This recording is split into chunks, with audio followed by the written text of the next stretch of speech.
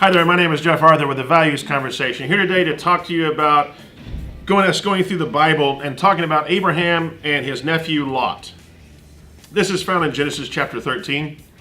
But what was interesting is that Abraham was at that time he was known as Abram, but Abraham was one of the wealthiest men there was. And wealth then was about herds and about flock and about all the different animals that he owned.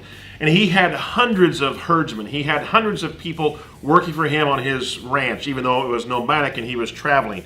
But by the time he got to the land that God promised him, he had brought his family, which again was hundreds of people. You got to factor hundreds and hundreds of people on this nomadic voyage.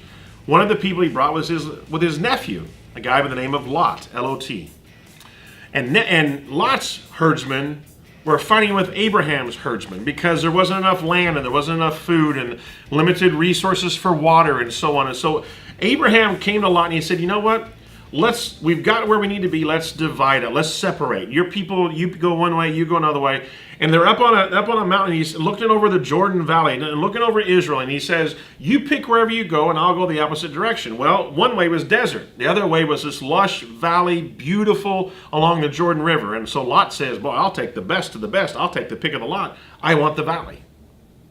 Okay. Abraham went the other direction. Lot picked the best. And it put him in a horrific situation, which we're going to talk about over the next couple of weeks. And I say all that to say simply this. Sometimes it's smart to recognize that the best looking isn't always the best for us. And the one that is most appealing to us may not be the best thing that could happen with us or for us.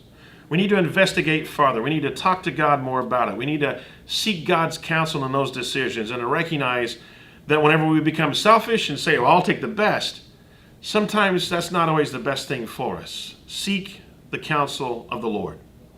My name is Jeff Arthur with the Values Conversation. You can find out more about us online at tvcleadership.com.